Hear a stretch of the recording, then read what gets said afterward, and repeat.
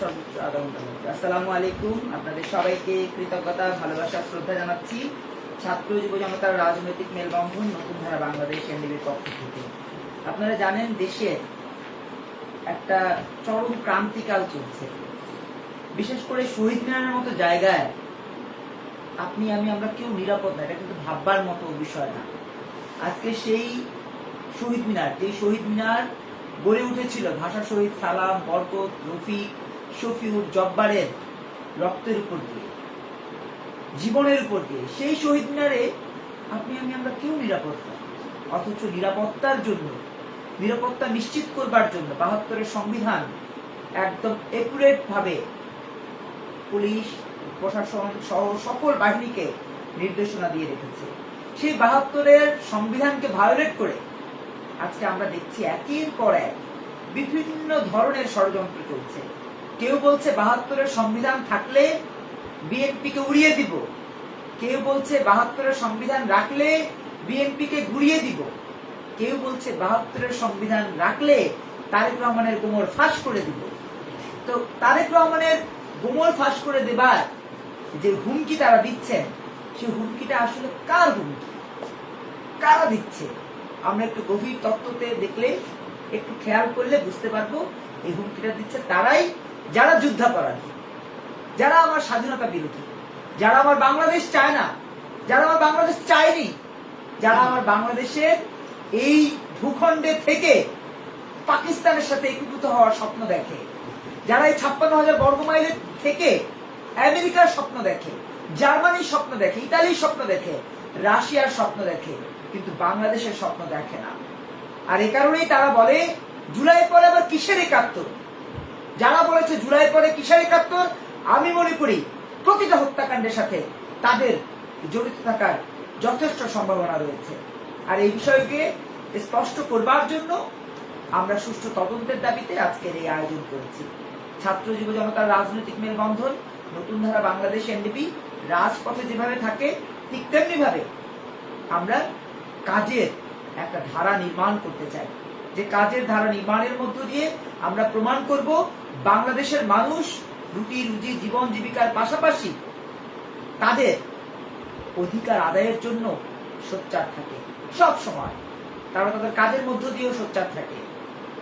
যে যেখানে থাকুক, যদি কেউ ব্যবসা করে, সে ব্যবসায়িক কাজের মধ্য দিয়ে তিনি তার এই সোচ্চার আওয়াজটা তুলবেন। আজকে রাকিব হত্যাকাণ্ডের তীব্র নিন্দা যেভাবে জানাচ্ছি, ঠিক তেমনি ভাবে গত 18 মাসে যতগুলো হত্যাকাণ্ডের ঘটনা ঘটেছে সবগুলো হত্যাকাণ্ডের নিন্দা জানাচ্ছি। সেই সাথে জুলাই, অর্থাৎ এই জুলাইয়ের মাধ্যমে যারা ক্ষমতা এসছেন, এই জুলাইকে কেন্দ্র করে যারা ক্ষমতা এসছেন, সেই জুলাইতে যারা নিহত হয়েছেন তাদেরও আমরা বিদেহ আত্মার মাগফিরাত কামনা করছি। সেই সাথে স্বাধীনতা পূর্ববর্তী পরবর্তী সময়ে লক্ষ লক্ষ মানুষ জীবন দিয়েছেন, কেউ দেশের জন্য, কেউ সমাজের জন্য, কেউ ধর্মের জন্য, কেউ মানবতার জন্য, কেউ শিক্ষার জন্য, কেউ সংস্কৃতির জন্য।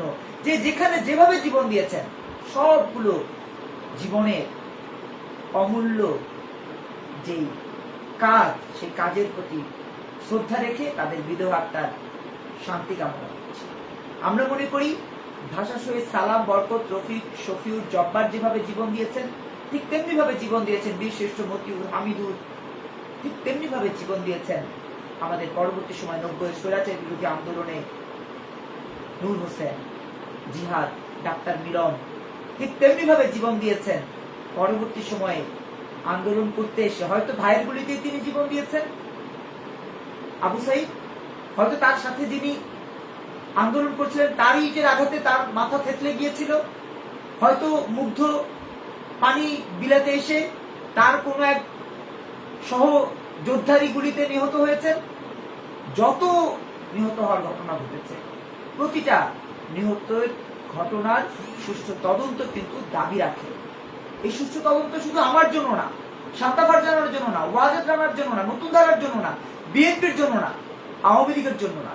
এই সুষ্ঠু তদন্ত বাঙালি জাতির জন্য, যে আসলে কি কারণে তার এইরকম নির্মম মৃত্যু হয়েছে। আবু সাইদের বাবা বলছে, আমার ছেলেকে তো পেছন দিয়ে বাড়ি দেওয়া হয়েছে, তার মাথায় রক্ত ঝরছিল যখন তাকে গোসল করানো হয়। কই সে বিষয়ে তো কেউ কোনো কথা বলছেন না, বরঞ্চ কথা বলছেন যে বিএনপি যদি জুলাইয়ের পক্ষে না যায় তাহলে আমরা গোমর ফাঁস করে দিব। ভাই, বিএনপির কি গোমর জানতে চাই। আর যেই জামাত বলছে গোমর ফাঁস করে দিব, আমরা সেই জামাতেরও গোমর জানতে চাই। যে এনসিপি বলছে যে আমরা গোমর ফাঁস করে দিই, সেই এনসিপির আমরা গোমর জানতে চাই। কিসের গোমর? আপনারা আসলে কি করেছিলেন? জুলাইতে কি সত্যি আন্দোলন করেছিলেন নাকি ষড়যন্ত্র করেছিলেন? ক্ষমতা আসবার জন্য, এই ৭৪টা এমপি হওয়ার জন্য আপনারা ষড়যন্ত্রের বীজ বুনেছিলেন জুলাইয়ের ৩৬ দিনে। আর সেই বীজ আস্তে আস্তে যখন বড় হচ্ছে তখন সেটিকে সার হিসেবে ব্যবহার করবার জন্য রাকিবের জীবন কেড়ে নিচ্ছেন, অমুককে গুলি করছেন, হাদির জীবন কেড়ে নিচ্ছেন, ওই দীপুর জীবন কেড়ে নিচ্ছেন, ওইদিকে মনির জীবন কেড়ে নিচ্ছেন। আমার বোনদেরকে বাবুগঞ্জে আমার বোন আপনার কুপ্রস্তাবে সাড়া না দেওয়ার কারণে আমার বোনকে আপনারা হত্যা করেছেন নির্মমভাবে। বাবুগঞ্জে যে বোনটির হত্যাকাণ্ডের শিকার হয়েছে সেটির ব্যাপারে কিন্তু গণমাধ্যম কথা বলছে না, আমাদের নারী সংগঠনগুলো কথা বলছে না। কথা বলতে হবে আমাদেরকে। আমরা জানি নারী আন্দোলন যারা করেন তারাও বায়াস। কেন বায়াস বললাম? কারণ তারা নারী আন্দোলনের নামে বাজেট নেন সেই সব সংগঠন থেকে, সেই সব প্রতিষ্ঠান থেকে, যেই সব সংগঠন নারীকে পণ্য হিসেবেই দেখতে চান। নারীকে যারা পণ্য দেখতে চান তারাই আজকে নারী সংগঠনগুলো জিয়ে রাখেন। যদি তাই না হবে, বাবুগঞ্জের ওই বোনের পক্ষে কেন কথা বলছেন না? কেন আসিয়া হত্যাকাণ্ডের এতগুলো দিন পার হওয়ার পরেও আপনারা আসিয়া হত্যাকাণ্ডের বিচারের দাবিতে সোচ্চার হচ্ছেন না? কেন এতগুলো দিন পার হওয়ার পরেও নরসিংদীর মসজিদের দোতলায় যেই মেয়েটির লাশ পাওয়া গেছে সেই মেয়েটির ব্যাপারে কথা বলছেন না? কেন যেই মেয়েটি ধর্ষিত হওয়ার পরে গলা কাটা নিয়ে জঙ্গলে জঙ্গলে ঘুরছিল সেই মেয়েটির ব্যাপারে কথা বলছেন না?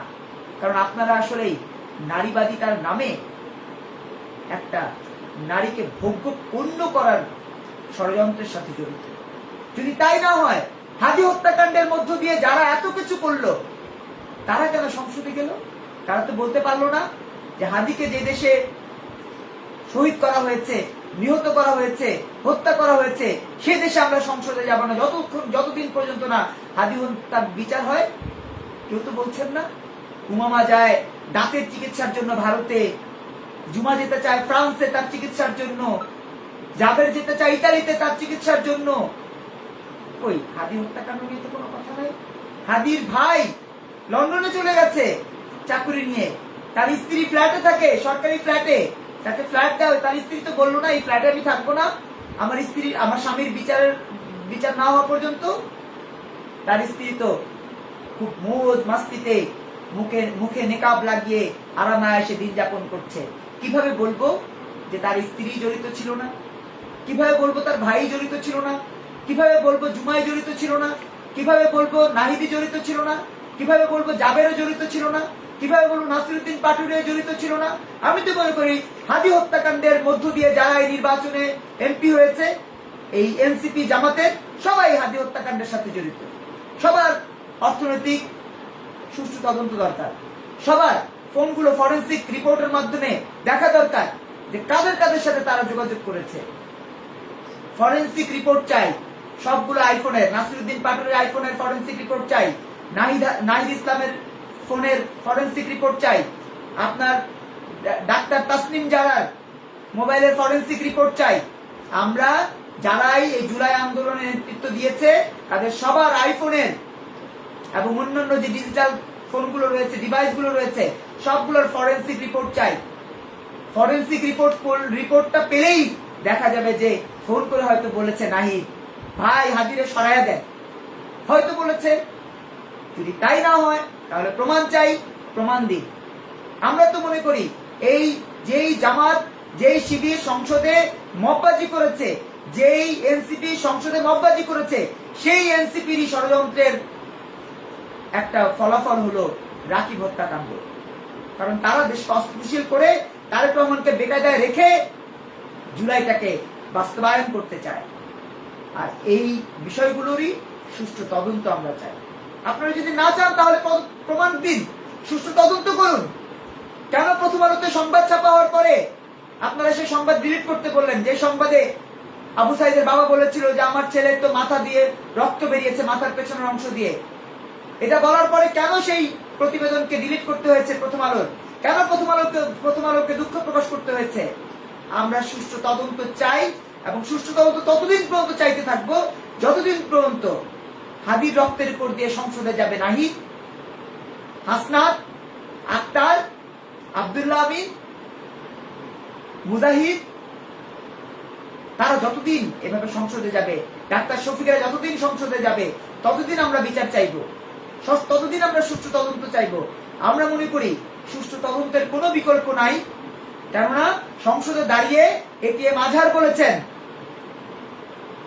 যে আপনাদের জুলাই কারণেই আমি সংসদে আসার সৌভাগ্য অর্জন করেছি।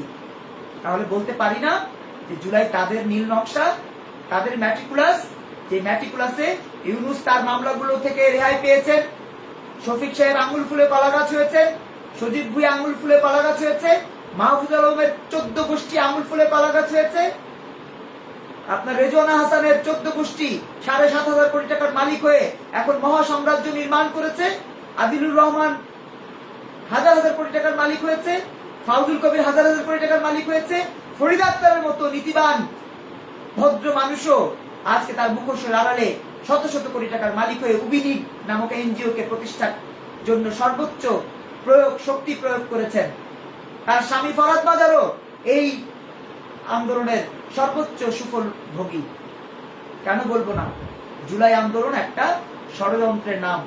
সেই ষড়যন্ত্রের মধ্য দিয়ে, একটা সরকারের পতনের মধ্য দিয়ে দেশ বিরোধী চক্র ক্ষমতায় আসবার কাছাকাছি চলে এসছে। আমরা মনে করি গত পরশুদিন যুবদলের এক নেতাকে হত্যা করা হয়েছে খুলনায়, এটাও এনসিপি জামাতের নেতাদের ঘটনা। সুষ্ঠু তদন্ত করেন, আমার কথা যদি মিথ্যা হয় আমাকে মিথ্যাবাদী প্রমাণ করেন সুষ্ঠু তদন্তের মধ্য দিয়ে। আর যদি আমার কথাকে মিথ্যা প্রমাণিত করবার জন্য সুষ্ঠু তদন্ত না করেন, তাহলে নতুন ধারার প্রতিটা নেতাকর্মী সাধারণ মানুষের কাছে সেই বার্তাটা পৌঁছে দিবে, যে বার্তাটা সাধারণ মানুষের কাছে পৌঁছলে জামাত, শিবির, এনসিপি বাংলাদেশে থাকবার কোনো সুযোগ পাবে না। প্রিয় বন্ধুরা আমার, আজকে যারা যেখান থেকে আমাদেরকে দেখছেন সবাইকে কৃতজ্ঞতা জানাচ্ছি। সেই সাথে বলতে চাই, নতুন ধারা বাংলাদেশ এনডিবি বাংলাদেশকে লালন করে। আজ বঙ্গবন্ধু শেখ মুজিবুর রহমানের জন্মদিন, তার বিদেহ আত্মার শান্তি কামনা করছি। সেই সাথে বাংলাদেশের জন্য যারা নিবেদিত ছিলেন তাদের সবার জন্য শ্রদ্ধা, ভালোবাসা। আপনাদের সবাইকে আবারও কৃতজ্ঞতা জানিয়ে আজকের এই সংবাদ সম্মেলনে এই পর্যায়ে বক্তব্য দেওয়ার জন্য অনুরোধ জানাচ্ছি নতুন ধারা বাংলাদেশ এনডিবির সংগ্রামী সিনিয়র ভাইস চেয়ারম্যান শান্ত ফরহান।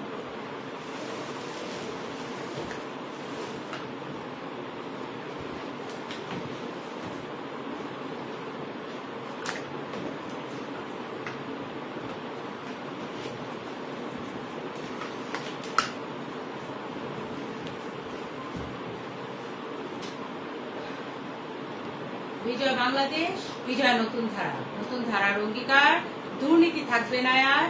সেই স্লোগানকে বুকে লালন করে নতুন ধারা বাংলাদেশ এগিয়ে চলেছে টেকনাফ থেকে তেঁতুলিয়া, রূপসা থেকে পাথুরিয়া। তারই ধারাবাহিকতায় আজ আমরা নতুন ধারা বাংলাদেশের কার্যালয়ে বিজয় মিলনায়তনে সংবাদ সম্মেলনে উপস্থিত হয়েছি। এই রোজার দিনে যারা যে যেখান থেকে কষ্ট করে এসেছেন সবার প্রতি কৃতজ্ঞতা, বিশেষ করে নতুন ধারা বাংলাদেশের চেয়ারম্যান অমিনজির প্রতি কৃতজ্ঞতা জানাচ্ছি, যুগ্ম মহাসচিব ওয়াজেদ রানার প্রতি কৃতজ্ঞতা জানাচ্ছি, এবং সংবাদ যোদ্ধা যারা আছেন তাদের সবার প্রতি কৃতজ্ঞতা এবং ভালোবাসা। অত্যন্ত দুঃখ ভারাক্রান্ত মন নিয়ে আমি সংবাদ সম্মেলনের বক্তব্যের প্রথমেই যে কুষ্টিয়ার ভেড়ামারাতে যে 10 বছরের শিশুটিকে ধর্ষণ করা হলো গতকালকে, সেই বিষয়ে আলোকপাত করতে চাই।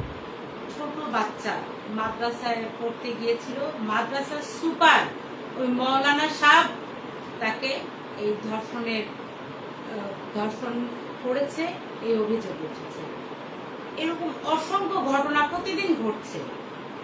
অমুককে আটক করে, অমুক মাওলানা সাহেবকে আটক করে, তমুককে আটক করে, কিন্তু আটক করে একজনকেও ফাঁসিতে আমরা ঝুলাতে দেখলাম না। এই যে নুসরাত, স্বৈরাচারের সময়ে এই নুসরাত মেয়েটাও কিন্তু ফেনীর এক মাদ্রাসায় জ্বলে পুড়ে ছাই হয়ে জ্বলন্ত শরীর নিয়ে নুসরাত কিন্তু মারা গিয়েছিল। তাকে যে হত্যা করেছে তাদের তো বিচার হতে দেখলাম। এরপর অসংখ্য নুসরাত, অসংখ্য আসিয়া কাতরাচ্ছে প্রতিদিন। আমরা একজন ধর্ষণের ঘটনাকেও আমরা দেখলাম না যে ফাঁসি কার্যকর হবে।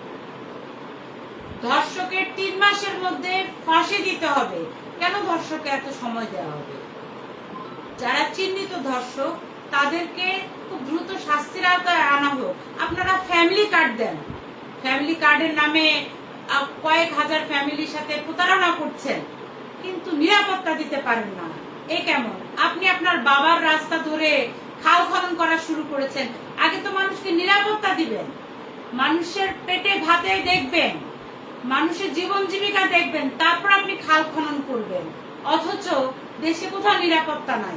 রাকিব নামের একটা ছেলেকে শহীদ মিনারে প্রকাশ্যে মানুষের সামনে হত্যা করা হলো। মাদক, নারী, বিভিন্ন ঘটনা নিয়ে জড়িয়ে তাকে এখন একটা কালারের জায়গা নিয়ে আসা হয়েছে। কিন্তু উনি তো একজন মানুষ। সেই রাকিব যদি মাদকের সাথে জড়িত থাকে, নারীদের সাথে জড়িত থাকে, তার বিচার হোক। তাকে তো আরেক দল এসে গুলি করে হত্যা করতে পারে না। আমরা তো এরকম হত্যাকাণ্ড চাই না। আমি অপরাধ করলে আমাকে শাস্তি দেওয়া হোক, আমার বিচার হোক, তদন্ত হোক। কিন্তু আরেকজন এসে আমাকে রাত দিন নাই 24 ঘন্টার মধ্যে যে কোনো সময় এসে মব করবে, আমার জামা ধরে টানাটানি করবে, আমাকে ধর্ষণ করবে, আমাকে গুলি করবে, আমাকে গালাগালি করবে, তা তো হতে পারে না। একটা অনিরাপদ বাংলাদেশ ইউনূস সরকারের সময় আমরা দেখেছি। 18টা মাস সে ইউনূস সাহেব চলে যাওয়ার পরে নির্বাচিত সরকারও তো আমাদেরকে নিরাপত্তা দিতে পারছে না। আমরা তো চাই না এমন ফ্যামিলি কার্ড, আমরা চাই নিরাপত্তা। আরে ফ্যামিলি কার্ডের নামে তো আপনারা মানুষের সাথে প্রতারণা করছেন। ফ্যামিলি কার্ড দিতে হবে কেন? ভিক্ষা দিতে হবে কেন? মানুষকে স্বাবলম্বী করতে হবে, মানুষকে ঘরে ঘরে স্বাবলম্বী করতে হবে। এই যুব সমাজ 2500 টাকা দিয়ে কি হয়? এদের কিচ্ছু হয় না।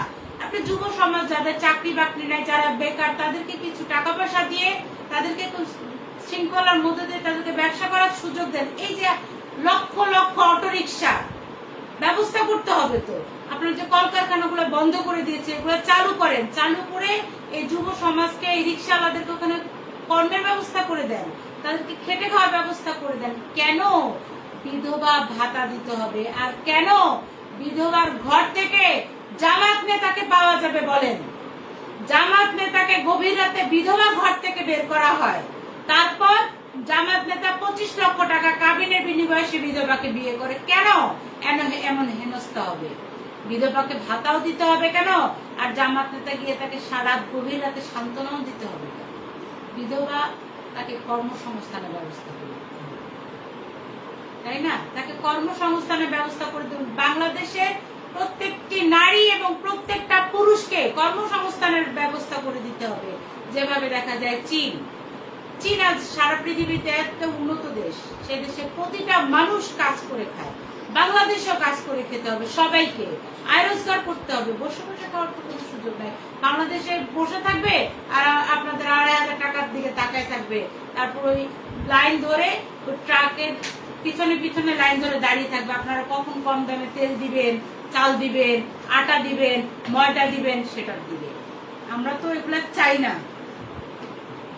সড়ক পরিবহন মন্ত্রী তিনি কি বললেন? তিনি বলছেন যে অনেক স্থানে নির্ধারিত ভাড়ার চেয়েও কম ভাড়া নেওয়া হচ্ছে। এরা নাকি কোনো অভিযোগই পাচ্ছে না।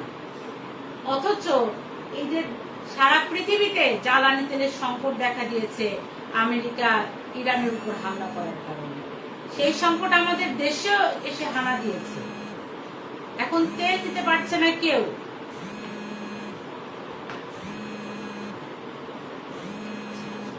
এখন তেল দিতে পারছে না কেউ, সবাই সিরিয়ালে দাঁড়িয়ে আছে।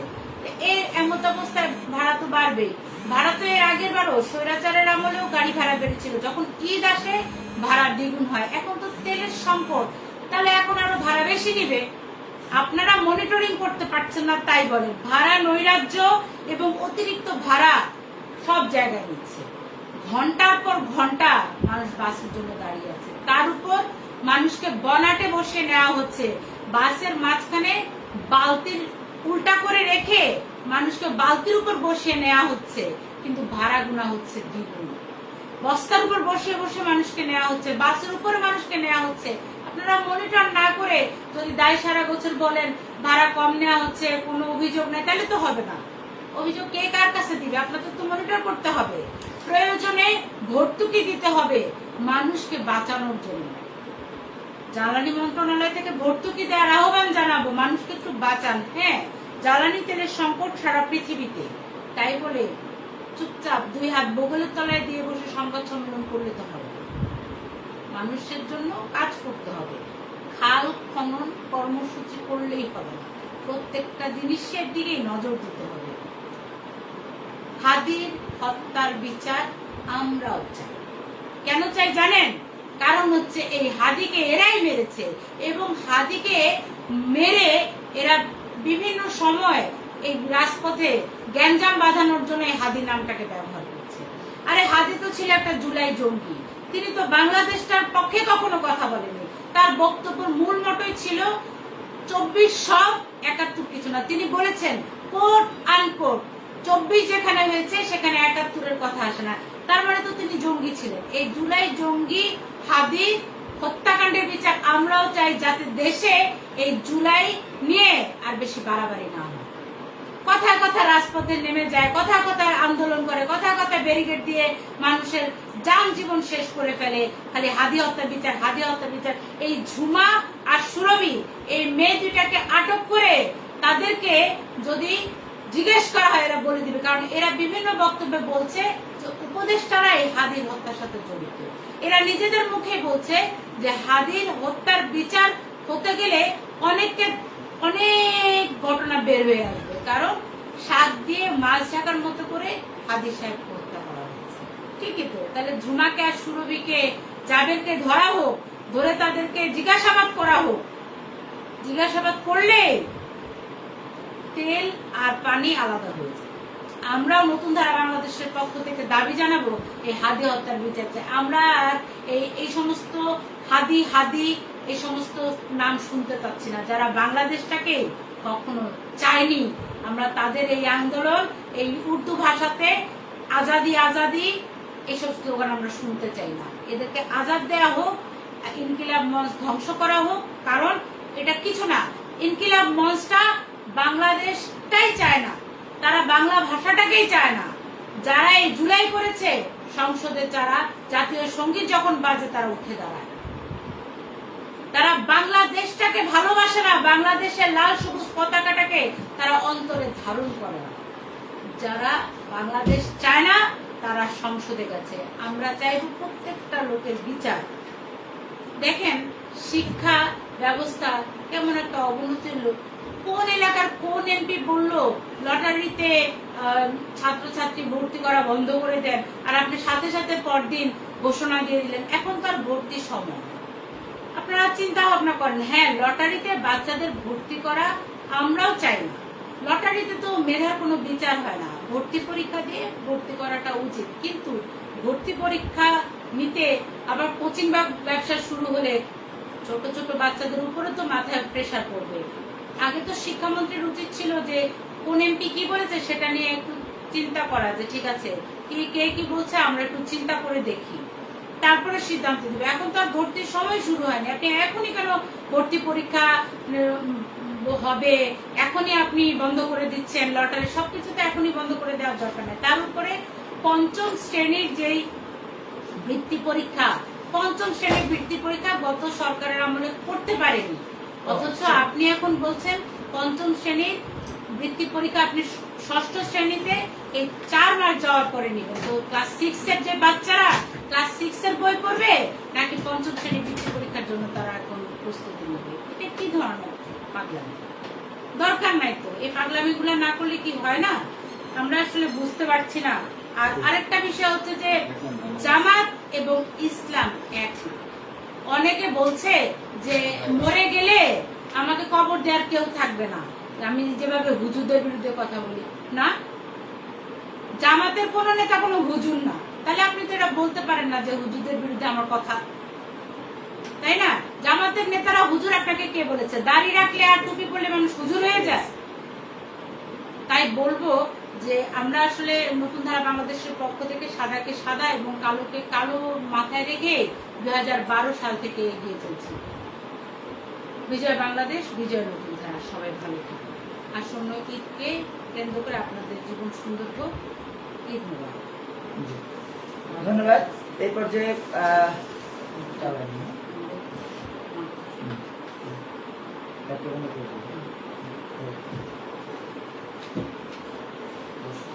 লাইভ দিচ্ছেন? জুতো হ্যাঁ পাই দিয়ে আসুন। ঘরে আর চলে আসবে?